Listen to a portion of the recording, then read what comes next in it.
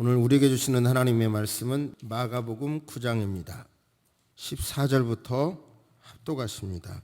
이에 그들이 제자들에게 와서 보니 큰 무리가 그들을 둘러싸고 서기관들이 그들과 더불어 변론하고 있더라. 온 무리가 곧 예수를 보고 매우 놀라며 달려와 문안하거늘 예수께서 물으시되 너희가 무엇을 그들과 변론하느냐? 무리 중에 하나가 대답하되 선생님, 말 못하게 귀신 들린 내 아들을 선생님께 데려왔나이다. 귀신이 어디서든지 그를 잡으면 거꾸러져 거품을 흘리며 이를 갈며 그리고 파리해지는지라. 내가 선생님의 제자들에게 내쫓아달라 하였으나 그들이 능히 하지 못하더이다. 대답하여 이르시되 믿음이 없는 세대여, 내가 얼마나 너희와 함께 있으며 얼마나 너희에게 참으리요. 그를 내게로 데려오라 하시매 이에 데리고 오니 귀신이 예수를 보고 곧 그 아이로 심히 경련을 일으키게 하는지라. 그가 땅에 엎드려져 구르며 거품을 흘리더라. 예수께서 그 아버지에게 물으시되 언제부터 이렇게 되었느냐 하시니 이르되 어릴 때부터니이다. 귀신이 그를 죽이려고 불과 물에 자주 던졌나이다. 그러나 무엇을 하실 수 있거든 우리를 불쌍히 여기사 도와주옵소서. 예수께서 이르시되 할 수 있거든이 무슨 말이냐? 믿는 자에게는 능히 하지 못할 일이 없느니라 하시니 곧 그 아이의 아버지가 소리질러 이르되 내가 믿나이다. 나의 믿음 없는 것을 도와주소서 하더라. 예수께서 무리가 달려와 모이는 것을 보시고 그 더러운 귀신을 꾸짖어 이르시되 말 못하고 못 듣는 귀신아, 내가 내게 명하노니 그 아이에게서 나오고 다시 들어가지 말라 하시매 귀신이 소리 지르며 아이로 심히 경련을 일으키게 하고 나가니 그 아이가 죽은 것 같이 되어 많은 사람이 말하기를 죽었다 하나 예수께서 그 손을 잡아 일으키시니 이에 일어서니라. 집에 들어가심에 제자들이 조용히 묻자오되 우리는 어찌하여 능히 그 귀신을 쫓아내지 못하였나이까? 이르시되 기도 외에 다른 것으로는 이런 종류가 나갈 수 없느니라 하시니라. 아멘. 하나님은 전능하십니다. 이걸 믿어야 합니다. 살다가 보면 정말 전능하세요? 이런 생각이 들 때도 있지만 그러나 확실한 것은 하나님은 전능하십니다. 그런 믿음이 여러분에게 계속되기를 주의 이름으로 축복합니다. 역사를 그런데 돌이켜보면 하나님이 전능하시니까 순종하겠다 이런 것이 아니라 그 전능을 어떻게든지 배척하고 싶은, 그래서 크게 보면 인간이 신이 될 수 있다는 사상이 지금 우리 시대를 사상을 깔고 있어요. 이 사상의 배경에 베이직에 이게 깔려 있어요. 노아 홍수도 마찬가지고요. 바벨탑을 쌓은 것도 마찬가지고요. 근데 시사하는 바가 큰 글을 제가 지난주에 읽었는데요. 고대 유물을 어떤 건축업 하는 분이 관람을 쭉 하고 나서 글을 썼는데요. 시사하는 바가 크더라고요. 그분의 글을 읽으면서. 벽돌로 바벨탑 같은 경우도 벽돌을 구워서 쌓았다 그러잖아요. 그런데요, 유물로 오래된 건물들은, 건축물은 다 돌로 되어 있더래요. 인간이 만든 벽돌로 된 것은 하나도 없더래요. 그러면서 하나님이 만드신 것만이 오래 가는구나, 그걸 본인은 깨달았다고 그러는데요. 문물이나 문명이나 많은 것들이 하나님 없이도 살 수 있을 것처럼 여러 가지 우리에게 많은 걸 제시하지만 사실은 그런 것은 하나님의 능력 앞에 아무것도 아니죠. 저는 금년에 북한에서 핵실험한 것을 보고 정말 인간의 지혜란 한계가 있는 거구나. 그 엄청난 과학의 기술을 통해서 폭탄을 만들어서 결국은 터트린다고 하면 사실은 공멸하는 거잖아요. 이거 얼마나 미련한 짓이에요. 공멸하는 거잖아요. 그래서 인간의 지혜란 참 한계가 있는 거나를 느꼈고요. 그리고 또 금년 초에 일어났던 사건 중에 제 머릿속에 계속 떠나지 않는 사건이 있는데요. 바로 우리가 살아가야 할 세상의 방향을 제시했기 때문에 그런데 스위스 다보스라고 하는 휴양지에서 연초에 세계의 정치인, 기업인들, 저널들 이런들이 모여서 초대한 사람만 모여서 회의를 하는데요. 금년에는 그 자리에 금년에도 빌 게이츠라든지 중국 부수석도 참석을 했고 우리나라의 유수한 대기업 이세라든지 이런 분들이 참석을 했지요. 근데 그 제목이 뭐였냐면 세계 경제 포럼 연차 총회의 제목이 제4차 산업혁명이라는 단어였어요. 이게 간단한 것 같지만 아시는 대로 1차 산업혁명은 증기기관차를 만들죠. 그래서 연사 방직기 같은 기계혁명을 이루었고요. 2차 산업혁명을 전기로 인하여 대량 생산 체제를 구축하는 걸 2차 산업혁명이라고 그러고 3차 산업혁명은 컴퓨터 또 그다음에 인터넷 정보기술로 인하여 3차 산업혁명이 일어났다고 하는데 지금 우리가 그 시대를 막 적응하려고 하는 것 같은데 벌써 4차 산업혁명 얘기를 하는 거죠. 이거는 인공지능, 로봇, 심을 인터넷, 무인자동차, 나노, 바이오, 융합 이런 것들인데요.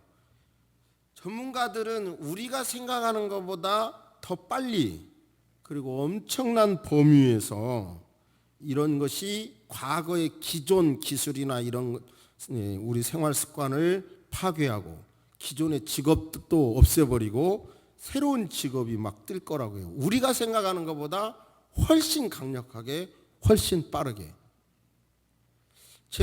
목사로서 제 고민은 그렇다면 이 제4차 산업혁명으로 삶의 질은 향상한다. 모두가 공감하는데요. 동시에 이 사회의 불평등과 빈부격차, 노동시장의 붕괴 이런 것들은 더 크게 다가올 거라는 건데 문제는 우리가 살고 있는 이 세상에는 하나님의 역사와 하나님의 역사가 아니면 그 뒤에서 작동하는 악의 역사가 있어요. 근데 우리는 엄청난 변화 속에 선택을 해야 되는데 과연 어떻게 선택을 해야지? 어떤 것이 영원한 전능하신 하나님의 뜻이지? 어떤 것이 화려해 보이고 좋아 보여도 하나님의 뜻을 이렇게 거부하는 것이지? 이걸 구분해야 할 상황에 와 있어요. 이제는 오늘 본문을 통해서 일단 사탄에게도 조직이 있어요. 귀신이 사람 안에 들어왔을 때 이런 말 자체도 거부 반응이 일으키시는 분도 있겠지만 확실한 것은 성경에 뭐가 있냐면 귀신이 그렇게 많이 기록되어 있고요. 성경에 사람 속에 귀신이 들어와 있다고 그래요. 그러니까 우리는 성경 말씀을 거부할 수는 없죠. 그렇죠? 그러니까 일단 귀신이 사람에게 들어왔을 때 어떤 일을 하는가를 보시고 거기서 우리가 이 변화무쌍한 시대에 생각을 접지 마시고 귀신이나 악한 영이 이 문화와 세상 속에 어떻게 역사할 수 있는가를 예측하면서 과연 우리는 어떻게 신앙생활을 해야 하는가를 본문에서 하나님의 음성을 들으시기를 주의 이름으로 축복합니다. 아멘. 잠시 생각해 봅니다.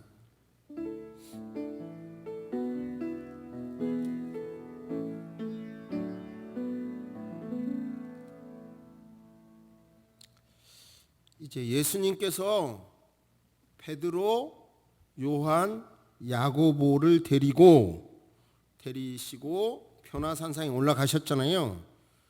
거기서 신비한 현상을 제자들은 체험했죠. 그래서 그들을 데리고 오니까 큰 무리들이 나머지 제자들을 둘러싸고 있고 제자들과 서기관들이 변론하고 있어요. 변론. 그럴 때 예수님께서 등장하자 사람들이 예수님께 달려와서 놀라면서 달려와서 문안하지요. 예수님께서 제자들에게 묻습니다. 너희가 저들과 서기관들과 변론했느냐? 무엇을 변론했느냐? 주제가 뭐였냐? 라고 물으십니다. 그러자 제자들이 말하기 전에 그 중에서 귀신이 들렸던 아이의 아버지가 튀어나와서 선생님, 말 못하게 하는 귀신 들린, 여기서 이 말은 이 귀신 들린 아이의 아버지의 말만이 아니라 예수님도 그를 치료해 주시면서 바로 이렇게 말하니까요. 여기서 의학적인 생각을 막 뭐라고 오든 성경적인 생각만 받아들이면 이런 경우 귀신이 들어가서 말도 못하게 했고 듣지도 못하게 했다. 단순하게 그렇게 생각할 수 있어요. 현대의학으로 이걸 얼마나 인정하냐, 어디까지 인정하냐, 이것은 이제 놔두고 성경 말씀은 그래요. 제 정답은 모든 병이 귀신이다 하기는 아니지만 많은 병이 귀신이 준다는 것은 저는 동의하거든요. 아무튼 선생님, 말 못하게 하는 귀신이요 내 아들 안에 들어와서요 내 아들을 선생님의 제자들에게 데리고 왔거든요. 그 귀신이 어디서든지 제 아들을 잡으면요 아들이 거꾸러지고요 거품을 막 흘고요 이를 박박 깔고요 얼굴은 파리해졌어요. 그래서 선생님의 제자들에게 그 불쌍한 내 아들, 귀신에게 괴롭힘 당하는 내 아들에게서 귀신을 쫓아내달라고 했거든요. 그런데 옛날에는 선생님의 제자들이 귀신을 막 쫓아냈다는 소식을 들었는데 내 아들은 못 쫓아냈어요. 내 아들에게서 귀신은 못 쫓아냈어요. 그러는 거예요. 그러자 예수님께서 그 소리를 들으시고 믿음이 없는 세대여 탄식하는 소리이십니다. 믿음이 없는 세대여 내가 얼마나 너희와 함께 있으며 얼마나 너희에게 참아야 하느냐 그 아이를 내게로 데려오라 그래요. 그러자 그 아이를 데려오니까 예수님이 아무 말씀이나 명령도 하기 전에 그 귀신이 심히 경련을 일으키고 있어요. 제가 이런 본문을 읽을 때마다 과거 사건이 떠올리는데요. 분당을 오기 전에 횡당동에서 지하실에서 교회를 개척했었는데 열심히 전도해서 교인들이 한 50명, 60명 참석해서 막 재미있게 목회를 하는데 간질 걸린 아이가 오는 거예요. 전도를 했어요. 그런데 덩치가 큰데 지능은 떨어지죠. 그런데 막 뭐 언덕에서 진짜로요 막 뛰어내려도 안 다쳐요. 얘 희한해요. 높은 데서 뛰어내려도 안 다쳐요. 그런 건 좋은데요. 예배 시간에 갑자기 이렇게 막 하고 쓰러지면요. 버금을 흘리고 온 몸을 막 어떻게 편할 수가 없어요. 막 사시나무 떨듯 이렇게 막 떨고 막 돌아가고 막 그러니까 무서워서 초신자 교인들이 교회를 못 나오는 거예요. 그래서 그 애를 교회를 안 나오게 하는 게 계산상은 편했는데 미련한 제가 또 걔를 붙잡고 얼마나 기도했게요. 그래갖고 고침 받았어요. 아무튼 그 사건이 떠오르는데요. 그렇게 당하고 나면 얼마나 그 부모며 모두가 힘들겠어요. 예수님이 말씀하십니다. 언제부터 이렇게 되었지? 그러자 그 아버지가 어릴 때부터예요. 귀신이요 그를 죽이려고 물에 자주 던졌어요. 그런데 선생님의 제자들에게 부탁했는데 못 고쳤잖아요. 그러나 선생님께서는 무엇을 하실 수 있거든 우리를 불쌍히 여기사 도와주세요 라고 말합니다. 그러자 예수님께서 그 말씀을 받으시고 성경 안에서 가장 유명한 말씀을 하십니다. 할 수 있거든이 무슨 말이냐? 믿는 자에게는 능치 못할 일이 없느니라 말씀을 하십니다. 여기서요 이 말씀은 기도만 하면 모든 걸 가능하다는 걸로 해석하면 좀 곤란해요. 이 말씀을 명확하게 해석하시기를 바랍니다.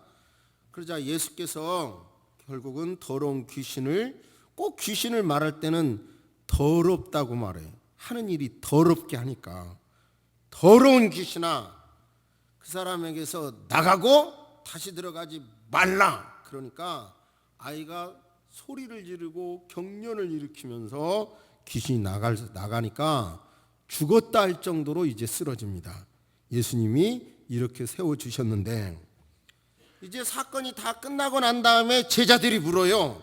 선생님 우리가 기도 열심히 했는데 안 나갔는데 나가라고 했는데 안 나갔는데 어떻게 해야 우리도 할 수 있는 거예요? 그러자 예수님께서 말씀하시기를 이런 종류의 것은 기도 외에는 어떤 것으로도 나갈 수 없느니라. 오직 유일하게 기도만이 답이다.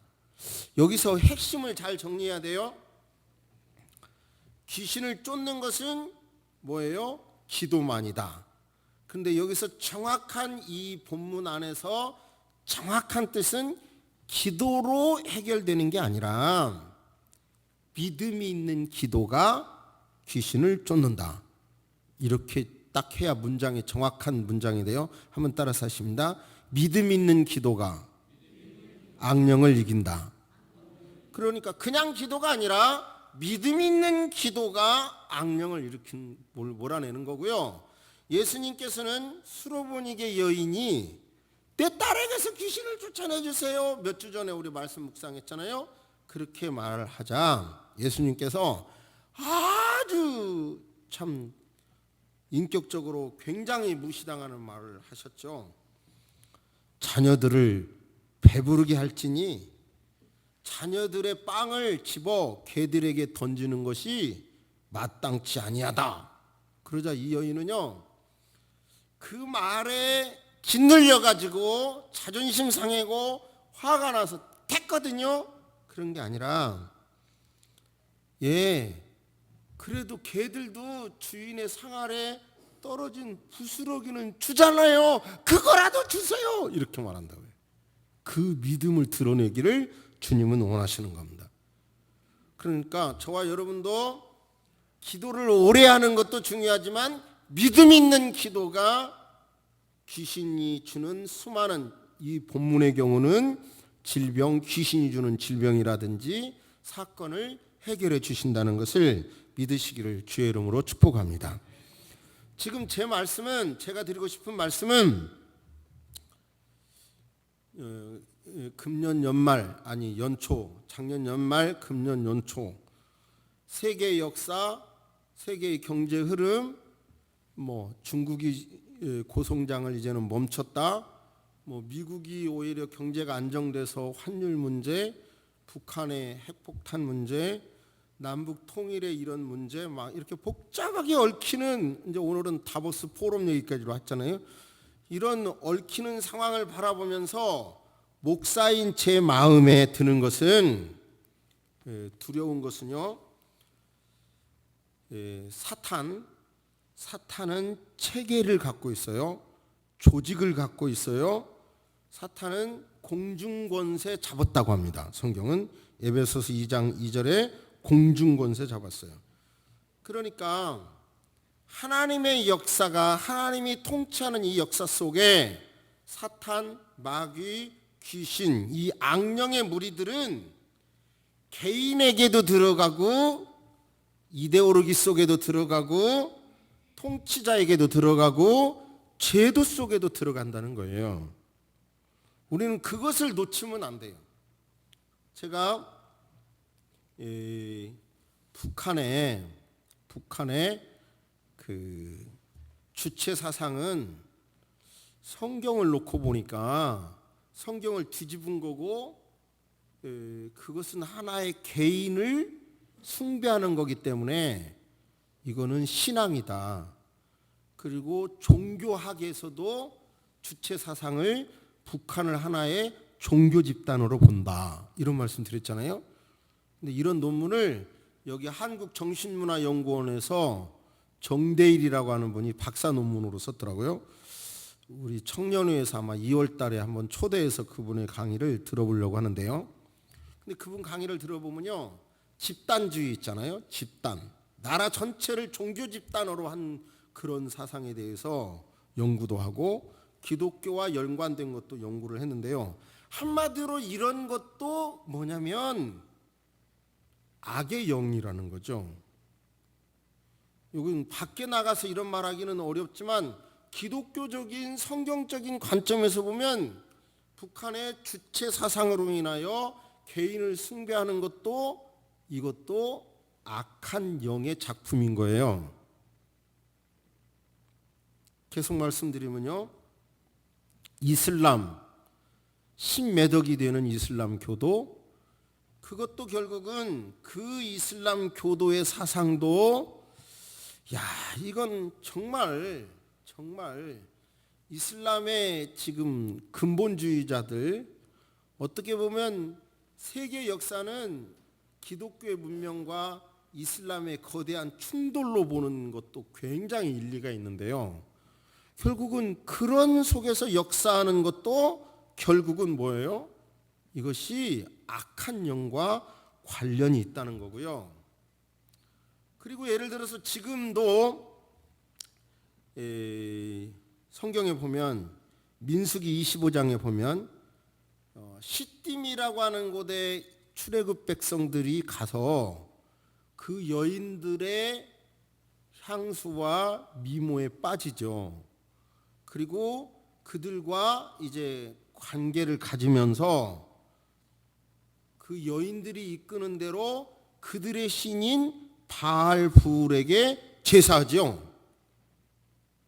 그래서 그때 뭐가 와요? 전염병으로 2만 명이 넘게 죽어요. 2만 4천 명이. 그러니까 자 보세요. 여러분 중에 유 목사님 되게 무식하다 이렇게 나오지 마시고요.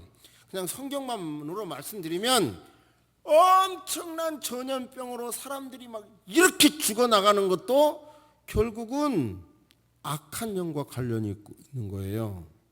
성경을 놓고 보면. 그러니까 이제 우리는, 그리고 또 한 가지, 사무엘을 막 부르잖아요. 다급하니까. 신접한 초혼이라고 그러죠. 초혼. 초청한다. 혼을, 죽은 영을 초청한다. 그랬을 때 하나님께서는 완전히 사울을 내쳐버리잖아요. 그 사건으로. 근데요, 제가 찾아보니까 지금 우리 시대의 인터넷 안에서 초혼, 죽은 영을 초청하는 그런 클럽, 이런 게 클럽이 많더라고요. 지금 우리가 살고 있는 이 시대는 바로 이렇게 하나님이 보시면 귀신이 들어가서 악의 영으로 작동함으로 인간에게 정상적인 인격이 파괴되고 물 속에 막 들어가고, 그리고 법 속에 들어가 가지고 상상을 초월한 일들을 해요. 그것이 막 전 세계적으로 연결돼 가지고 네트워크가 돼 가지고 막 한국 정부를 향하여 그러거든요. 그러니까 저는 우리 기독교인들이 다음 대선 주자에게 그런 거 물어봐야 될 것 같아요. 예를 들어서 군대 내에 동성연애를 허락해달라 이런 게 움직여요. 구체적으로요. 만약 그게 허락이 될 때 여러분의 자녀를 군대 보낸다면 마음이 안심이 되겠습니까? 이런 거. 그 다음에 지금 이제 또 나타나고 있는 문제가 남자들끼리 결혼해서 부부로 가정을 꾸미고 살 수 있는 것도 호적등본에 만들어주세요. 이런 것도 지금 나오고 있어요, 현재. 이런 모든 엄청난 흐름 속에 그 배경 속에는요, 갑자기 내가 막 화가 나고 막 그럴 때요, 내 정신이 아니라 딴 정신으로 그럴 수 있어요. 이상하게 내가 그때 뭐에 홀렸나? 이런 거 있잖아요. 그러니까 내 정신이 아닐 때가 많아요. 지금 우리가 살고 있는 지금은 제4 이 산업혁명 시대라고 한다고 하면 너무 많이 선택을 할 일들이 많은데 그때마다 하나님의 뜻을 물으시기를 주의 이름으로 축복합니다. 우리가 살고 있는 이 세상에 이 엄청난 일들이 많은데 이 속에서 잘못된 악신과 접촉하지 않기를 주의 이름으로 축복합니다. 그리고 살아가는 이 세상에 필요한 것은 오직 믿음이 있는 기도만이 이 모든 문제를 극복할 수 있지, 뭘 배운다든지 이런 걸로 해결될 수 없다는 것을 믿음으로 받아들이시기를 주의 이름으로 축복합니다. 아무튼 우리는 세상의 문화가 하나님도 별거 아니야, 인간이 다 할 수 있어, 이런 걸 굉장하게 강력하게 밀어붙이는 흐름 속에 살지만, 맞아, 인간이 아무리 만들어도 돌은 남지만 벽돌은 굽고 아무리 해봐야 다 무너져 라고 하는 생각으로 하나님이 말씀대로 해야 돼, 말씀의 방법대로 해야 돼 라고 하는 믿음을 확실히 가지시기를 주의 이름으로 축복합니다. 이 말씀을 좀 더 구체적으로 여러분의 삶에 어떻게 적용할 것인지를 한번 생각해 보시기 바랍니다.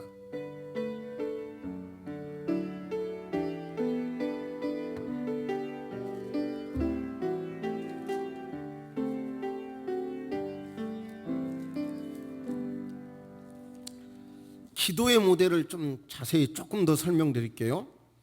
정말 그러면 믿음 있는 기도가 뭐냐? 그 모델을 제가 찾아보니까 창세기 32장의 야곱의 기도가 지금 오늘 본문에서 말하는 기도의, 믿음이 있는 기도의 모델이에요. 그게 뭐냐면, 야곱이 형을 속이고 도망갔다가 돌아와요. 그때 돌아오는데 형이 여전히 존재하고 있으니까 두렵잖아요. 그때 야곱이 어떤 기도를 드리냐면, 창세기 32장 9절에서 야곱이 또 이르되 내 조부 아브라함의 하나님, 내 아버지 이삭의 하나님 여호와여, 주께서 전에 내게 명하시기를 내 고향 내 족속에게로 돌아가라, 내가 내게 은혜를 베풀리라 하셨잖아요. 약속을 붙잡고 기도하는 거예요. 기도란 하나님이 하신 약속을 붙잡고 하는 거예요. 내 소원풀이가 아니라. 그리고 더 나아가 보면 돌베개 베고자 같습니다. 그 찬송할 때처럼 하나님이 나를 무사히 돌아오게 하면 이렇게 저렇게 하겠습니다 하고 서원했잖아요. 약속을 붙잡고 서원하고 기도하는 게 기도예요. 내 기분대로 하는 게 기도가 아니라, 내 소원풀이가 아니라 하나님의 뜻을 붙잡고 하는 것이 기도고, 두 번째, 기도란, 믿음 있는 기도란, 기도하고 나니까 뭐라고 그러냐면 27절에 보면 그 사람이 그에게 이르되 내 이름이 무엇이냐. 야곱과 씨름했던 천사가 현현하기 전에 이 땅에 오기 전에 예수님이라고 그러는 설이 있는데요. 현현하기 전에 예수님이 내 이름이 무엇이냐 그러자, 내가 야곱입니다. 내가 형의 발 뒤꿈치를 잡고 나왔고요, 약삭 빠른 사람이거든요. 그러자 하나님께서 이제 너는 야곱이라 하지 말고 이스라엘이라 하라 그래요. 신분을 바꿔줘요. 기도란 뭐냐? 기도할 때마다 내가 누굽니까? 이렇게 자꾸 내가 누굽니까를 물어봐야 돼요. 내가 누굽니까? 내가 지금 어떤 정신으로 이 기도를 하죠? 내가 지금 제정신으로 제 올바른 길을 가고 있는지요? 하나님의 뜻에 자꾸 이성이나 혈기나 혈족이나 어떤 지엽적인 생각에 매이지 마시고, 하나님 지금 내가 누굽니까? 내가 제대로 된 길을 가고 있습니까? 하나님께 자꾸 물어봐서 나의 정체를 하나님 앞에서 알아가는 게 기도예요. 제발 깨달으시길 바랍니다. 그리고 나서 분이엘 하나님을 만나잖아요. 그러니까 내 소원풀이, 내 소원을 아뢰는 게 기도가 아니라 하나님의 뜻이 무엇입니까? 약속을 가지고 기도해야 되고, 그 기도 앞에 나의 생각이 과연 옳은 겁니까? 내가 기도하는 게 옳은 겁니까? 자꾸 기도하는 여러분 되시기를 주의 이름으로 축복합니다. 제가요, 우리 교인들이 말씀을 듣는 수준이 높다는 걸 알지만 과연 이걸 말해야 될까를 오늘 새벽까지도 기도했어요. 그런데 우리가 고전 같은 경우요, 고전 같은 경우 기독교의 배경을 통해서 고전이 나왔으니까 고전도 이해해야 되죠. 목사님은 공부를 많이 해가지고 아는 게 많아서 머리 아파요, 그럴 수 있겠지만 아니에요. 그 현대 문명이, 유럽의 문화가 그러한 고전을 배경에서 나온 거기 때문에, 그 고전이 성경에서 나온 거기 때문에 그걸 꿰뚫어 봐야 돼요. 제가요, 지금이 제4혁명의 시대라고 한다면, 이렇게 변화한 시대, 이때 들을 수 있는 이 인류 역사, 유럽의 역사 속에 영향력을 미친 고전이 무엇일까를 생각해 봤더니 그게 괴테의 파우스트더라고요. 근데요, 솔직히 괴테의 파우스트 대강은 알죠. 그런데 막상 읽어보려니까 기도하기 어렵더라고요. 그런데 이것을 어떻게, 참 이 변동의 사회 속에 어떻게 하나님의 음성을 기독교적인 배경 속에 쓰여진 거니까 들어야 될까, 참 많은 고민을 했는데요. 한마디로 파우스트라고 하는 실제적인 사람이 있었고, 전설적인 사람이라 여러 사람이 파우스트에 대해서 썼더라고요, 소설을. 근데 그 중에서 괴테가 쓴 파우스트가 가장 영향력이 있더라고요.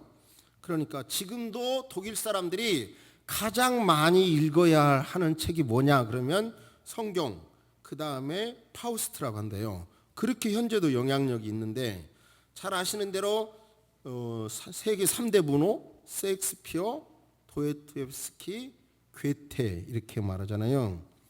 그런데 이 사람 파우스트는 원래 연금술사였고, 또 자료를 찾아보니까 신학 박사학위를 받았더라고요, 이 사람이. 그리고 이 사람이 그 소개하는 말 속에 재밌는 말이 있어요. 나는 철학도, 법학도, 의학도, 그리고 유감스럽게도 신학도 철저히 공부했다. 여기서 유감스럽게도 근데 보니까 뷰덴베르크 대학에서 신학 박사학위를 받았다고 그래요, 이 파우스트가. 그러면 옛날로 말하면 철학, 법학, 의학, 신학을 공부했으면 그 당시 학문을 다 했어요. 근데 이 사람이 지식으로 모든 것을 다 알아보려고 신학, 법학, 철학, 의학을 공부했어도 공부하고 나서 깨닫는 게 한계가 있구나, 이게 깨달은 거예요. 그러니 우리 그리스도인들은 맞아, 여러 가지 우리의 신앙을 흔들어도 세상의 여러 학문으로 답을 내려고 하지만 다 한계가 있는 거야. 먼저 깨닫는 게 중요합니다. 정말 중요합니다.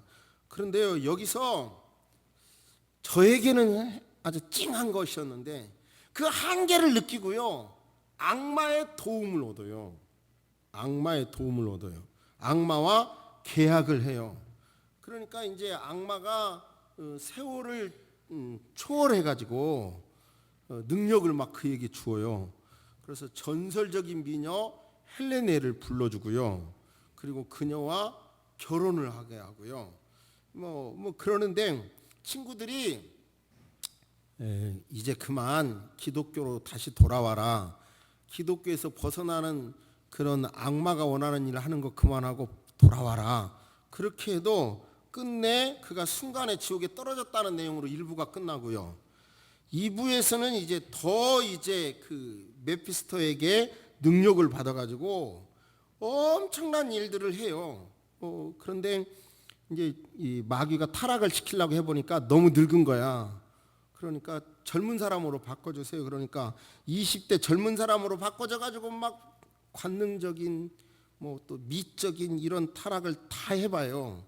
그래도 결국은 그쪽에서도 마지막 만족을 못 얻고 맨 마지막에는 이제 나라의 공헌을 해서 거대한 간척 사업을 해서 많은 사람에게 유익을 주는 것으로 끝나고, 그러면서도 기독교적인 구원을 받는다는 내용으로 끝나는데요.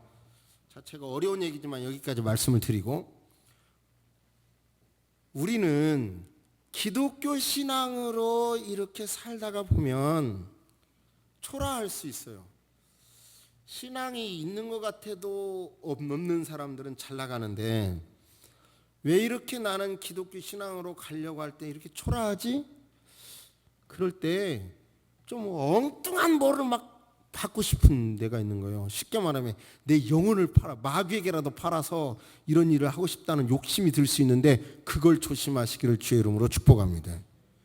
굉장히 선택을 많이 해야 하는 과정에서 기독교 신앙으로 이 길을 걸어가다 보면 알아주는 것 같지도 않고 힘만 들고 열매가 없다 하더라도 곁길로 가지 말기를 주의 이름으로 축복합니다.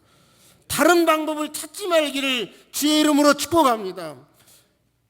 소박한 것 같아도 주님이 주신 그 길 속에 진정한 행복이 있고 진정한 만족이 있다는 것을 믿음으로 받아들이시기를 주의 이름으로 축복합니다.